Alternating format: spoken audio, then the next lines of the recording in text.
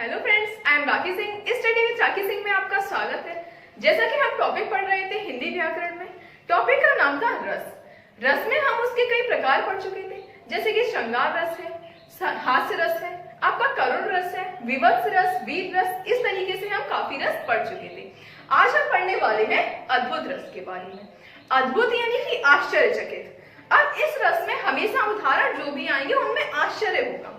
अब हमारे मन में आश्चर्य का भाव कब होता है? हमारे मन में आश्चर्य का भाव तभी तो होता है जब हम कोई आश्चर्यचकित बात सुने या फिर हम ऐसी बात सुने जिसकी हमने कल्पना भी ना की हो। इस तरीके की जब हम बात सुनती है तो हमारे मन में आश्चर्य का भाव आता है। जब आश्चर्य का भाव आता है तो वह भाव हमारे मन में किस रस के रूप में आता है? अद्भुत रस के रूप में आता है। इस तरीके से अद्भुत रस का स्थायी भाव होता है विस्मय।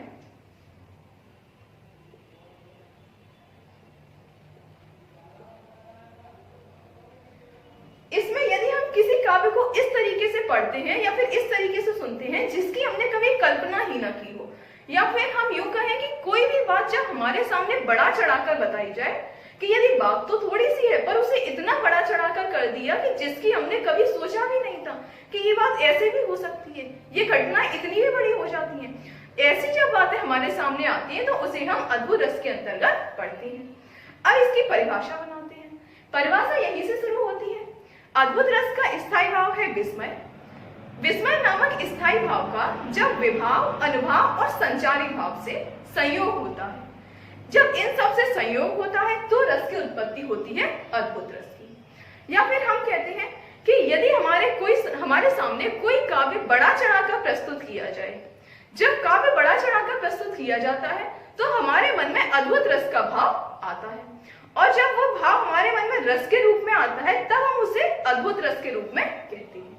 अब हम देखते हैं इसकी उदाहरण। इसके उदाहरण आपने कई बार पढ़े होंगे, जैसे कि हनुमान की पूंछ में लग न पाई आग, लंका सारी जल गई, गए निशाचर भाग। अब इसमें बात को इतना बड़ा चढ़ाकर बोला गया कि जब हनुमान की पूंछ में ही आग नहीं लग पाई थी तो पूरी लंका कैसे जल गई।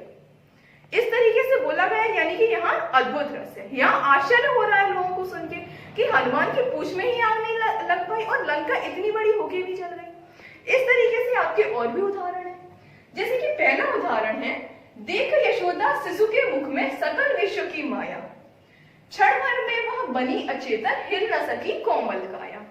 यहाँ जब कृष्ण भगवान मिट्टी खा लेते हैं और माँ यशोदा उनका मुंह खुलवाती हैं, उस समय का यह संवाद है।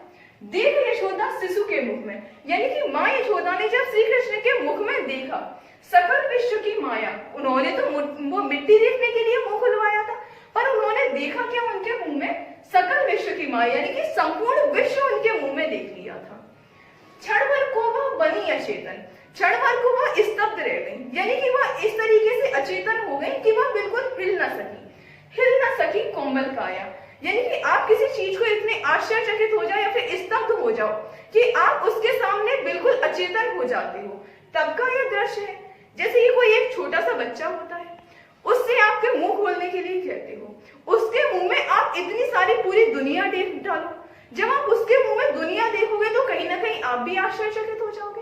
इस तरीके से जब हम किसी चीज को देखकर या सुनकर जब आश्चर्यचकित होती हैं तो हमारे मन में अद्भुत रस का भाव होता है।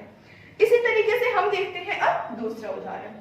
एक अचम्मा देखा रे भाई, ठाड़ा सिंह चरावे गाई, पहले पूत पीछे भई माई, चेला के गुरु लागे पाई। अब इस उदाहरण को पढ़ के आपके मन में क्या समझ आ रहा है? एक अचंभा देखा रे भाई, पहले तो एक अचंभा ही देखा है किसी व्यक्ति ने, अब वो उस अचंभे को बता रहा है। ठाड़ा सिंह चरावे गाय, एक शेर गाय को चराने के लिए ले जा रहा होता है, बल्कि शेर तो गाय को खा जाता है, वो तो उसका शिकार है, परंतु यहाँ शेर गाय को चराने के लिए ले जा रहा है।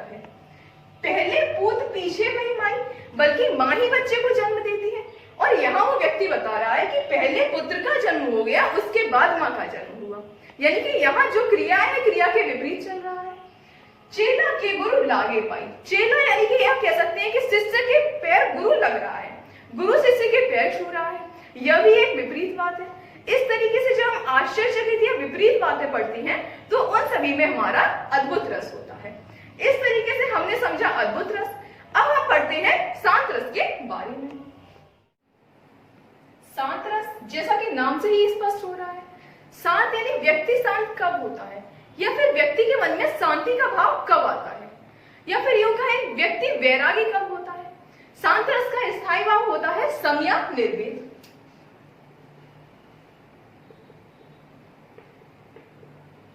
सम या निर्वेद, या फिर हम इसे एक वर्ड यानी कि वैराग के नाम से समझ सकते हैं। जब किसी व्यक्ति के मन में इस संसार को छोड़ देने का भाव हो, इस संसार को त्याग देने का भाव हो, या फिर वैरागी या सन्यासी बन जाने का भाव होता है। जब मन में इस तरह के भाव आते हैं तो उसे हम शांत रस के अंतर्गत पढ़ते हैं। जब हम किसी को पढ़ते हैं तो उस काव्य को पढ़कर, सुनकर या फिर देखकर मन में संसार को त्याग देने का या छोड़ देने का जो भाव होता है, उसके अंतर्गत हम शांत रस को पढ़ते हैं। शांत रस के कुछ उदाहरण हैं, इन्हें हम उदाहरणों के माध्यम से समझते हैं कि किस प्रकार से शांत रस होता है। शांत रस, पहला उदाहरण है, मनरे तन कागज का पुतला, लागे बूंद बिनस जाए छिन में, गरम करे क्या इतना। यदि हम इन पंक्तियों को पढ़ते हैं कि मन रे तन कागज का पुतला, इस पंक्ति से हमें समझ में क्या आ रहा है। इस पंक्ति से बताया जा रहा है कि मन से बोला जा रहा है कि ये मन, ये तन तो कागज का पुतला है, यानी कि यह शरीर तो एक कागज के समान है। मन रे तन कागज का पुतला, लागे बूंद बिनस जाए छड़ में, यह कागज के समान है। जिस तरीके से कागज में पानी की एक बूंद लगती है तो कागज पूरा खराब हो जाता है, यानी कि कागज गल जाता है या नष्ट हो जाता है। उसी तरीके से गर्म करे क्या इतना, यानी कि उसी तरीके से यह शरीर है, यह तन है, इसमें भी यदि क्षण भर में कुछ हो जाता है तो यह शरीर तुरंत ही नष्ट हो जाता है। इस ऐसे शरीर के ऊपर हमें किस बात का गर्व करना चाहिए, अर्थात जो भी वस्तु हमारी क्षण भर में नष्ट हो रही है या फिर हम ही यदि क्षण भर में नष्ट हो रहे हैं तो हमें अपने ऊपर किस बात का गर्व करना चाहिए, किसी बात का नहीं। यानी कि जब ऐसा भाव मन में होता है, यानी व्यक्ति सन्यासी या वैरागी के जीवन की ओर जा रहा होता है। और सन्यासी या वैरागी का भाव ऐसा नहीं है कि एक उम्र के बाद ही आता है, वो कभी भी और कहीं भी किसी भी स्थिति को देखकर आ सकता है। जैसा कि हम देखते हैं दूसरा उदाहरण, मेरो मन अनंत कहाँ सुख पावे, जैसे उड़ जहाज को पंछी पुन जहाज पे आवे। यह कथन सूरदास के द्वारा कहा गया है। सूरदास कृष्ण भक्ति शाखा के बड़े अच्छे प्रवर्तक थे और वे कृष्ण को ही अपना आराध्य देव मानते थे, इसलिए उन्होंने श्री कृष्ण को ध्यान में रखते हुए ये सब बातें कही हैं। मेरो मन अनंत कहाँ सुख पावे, यानी कि सूरदास जी कहते हैं कि मेरा मन अनंत यानी अन्यत्र, या फिर हम कहें किसी अन्य जगह पे कहां पर सुख पा सकता है। जैसे उड़ जहाज को पंछी पुन जहाज पे आवे, जैसे कि पानी का एक जहाज चल रहा है, उस पर यदि कोई पंछी बैठा है, उस जहाज से वो पंछी उड़ जाता है, चारों तरफ वो घूम आता है, परंतु पानी के जहाज पर भी वह आकर पुनः बैठ जाता है। उसी तरीके से सूरदास जी कहते हैं कि मेरा मन भी दुनिया में कहीं भी घूम ले, परंतु वह पुनः लौटकर श्री कृष्ण के चरणों में ही आ जाता है। इस तरीके से उदाहरणों के माध्यम से हमने समझा शांत रस, साथ ही शांत रस के उदाहरण कि पेपर में यदि शांत रस का उदाहरण आता है तो हम किस तरीके से पहचान सकते हैं। इस तरीके से हमने क्लियर किया शांत रस के बारे में, साथ ही हमने क्लियर किया अद्भुत रस के बारे में। यदि वीडियो अच्छा लगा हो तो वीडियो को लाइक और चैनल को सब्सक्राइब करना मत भूलिए, और साथ ही में यदि कोई भी डाउट हो तो आप कमेंट सेक्शन में पूछ सकते हैं। Thanks for watching.